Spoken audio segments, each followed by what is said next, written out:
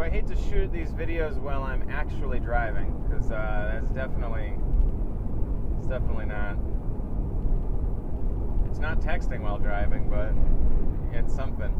But I forgot to make a video last week, and it didn't occur to me till the weekend, and it just wasn't the right time, and I didn't want to do one on Monday or something and then throw off the funk. So actually now I've missed making videos a couple times in the last month or so. But let's not let that screw anything up. Yeah, I'm actually in the car right now driving from Florida up to South Carolina. I drove down to Florida like a week and a half ago from North Carolina. I think last time I checked in was when I was super fucking pissed that those people had rejected me from that conference. Then I just went down to Tampa, Florida, where I spent last weekend. Actually stayed with an unschooling family. And I got to meet some of the people from that conference, actually, in Tampa, that were going to the North Carolina conference. And all that went pretty well, actually. But I also went to this inner engineering program for the weekend, which is sort of a good part of why I went down to Tampa, which is taught by this guru named Sadhguru. And it's cool. And I do think it, this video blog or whatever the fuck this thing is somehow related to mental health, right? So this is kind of like a deeper yoga type program where they kind of go beyond just, yoga goes way beyond just stretching and poses and to much more, it's a more deeper spiritual and physical type of practice. And I've done Kundalini yoga a little bit. I've gone to some Kundalini classes where they emphasize more things like chanting and particular breathing techniques. And then going to this inner engineering program, I wasn't exactly sure what to expect, but it's very similar, except it's maybe a little bit more of a complete program. Whereas I felt like at least going to Kundalini classes, you kind of get like bits and pieces of different things, whereas this class was sort of putting it all together in some kind of a practice that could be done consistently. So I'm on this regimen of doing this, they call it a Kriya, twice a day, every day for 40 days. That's what I committed to doing.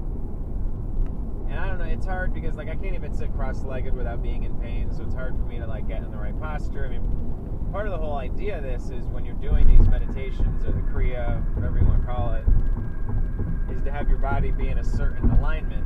If you were an antenna, trying to capture television reception, kind of like when there's someone up on the, the picture goes off.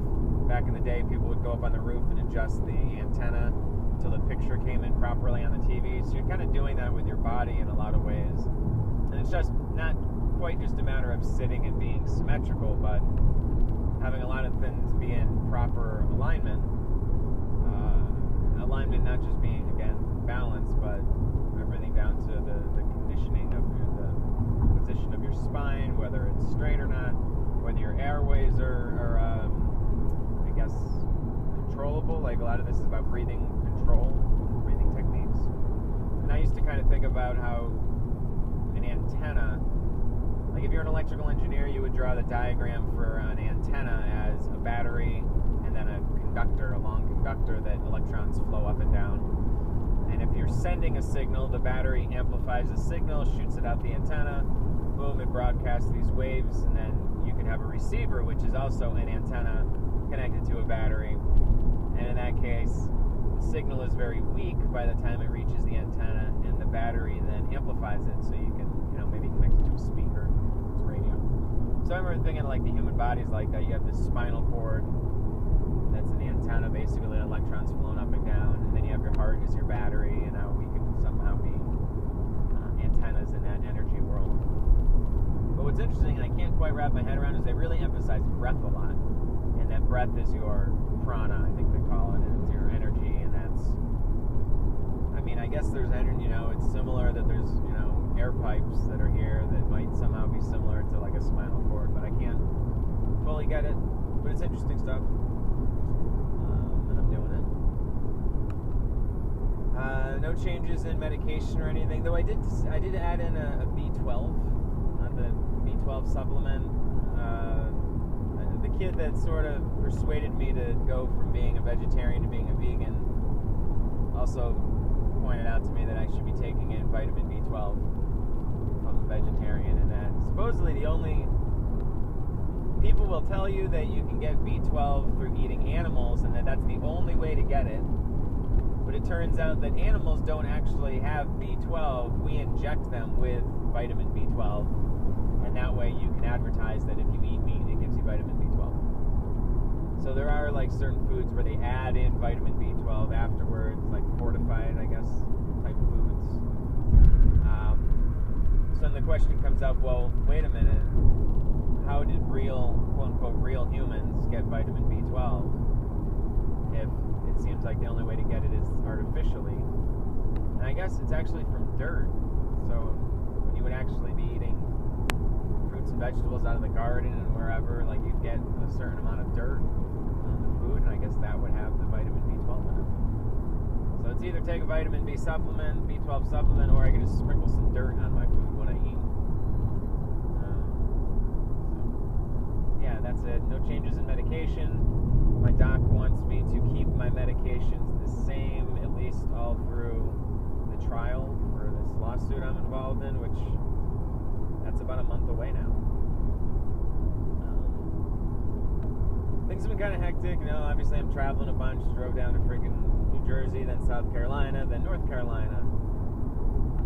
No, Jersey, then North Carolina, then South Carolina, then back up to North Carolina, then down to Florida. Now I'm going up to South Carolina, and then I'm going to begin journeying out to the West Coast. So it's been tough balancing work and doing all these things I'm trying to do.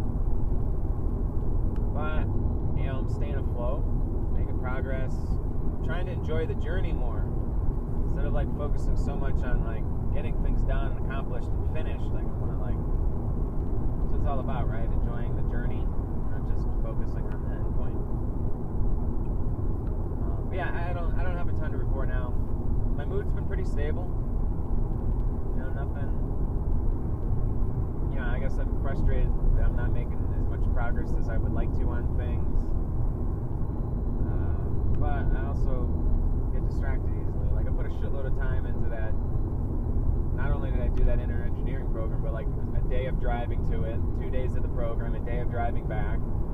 And last week, I think I spent 12 hours on there's like a set of videos that's like a prerequisite for the program. So I spent like 12 hours in a week doing that. And it's all this stuff. I don't know, I'm kind of tired of building websites for people in a way. Maybe it's just not, I don't know. Maybe I'm just looking for something new, different. Or maybe to make more money doing it so it's not as like stressful and up and down. I've been looking into like doing a drop shipping site, which I've experimented with without much success. Partly because like, I don't know, you can only put so much passion into a zillion different things. And comedy was going pretty damn well in Asheville. I was actually doing good. I had a weird fucking situation. Last night I did comedy there. I got fucking made fun of on stage. It was so weird. I went on the fucking... At the end of my set, this fucking comic grabbed a microphone and interrupted me and started making fun of my clothes. And I was dressed in front of the whole fucking audience. Like, I've never had... I wasn't even the host. Just some guy grabbed a fucking mic and they let it happen. And then another comic came in and butted in and started... They were like insulting me. It's really weird. Especially in a place like fucking Asheville. Like, one of the dudes that was insulting the way I was dressed was a transgender woman dressed in like a fucking policeman's dress or something. Had half a fucking head of hair and it was all bleached blonde. Not a very attractive woman. I think that's okay to say. I'm not being discriminatory. In the dress and all this fucking stuff, and I'm like, why are you making fun of me the way I'm dressed? And of all places in Asheville, at a fucking open mic, like, while I'm still on stage, and I'm like, it's just never happened before. I don't know, this is going way too long. Alright, we're done.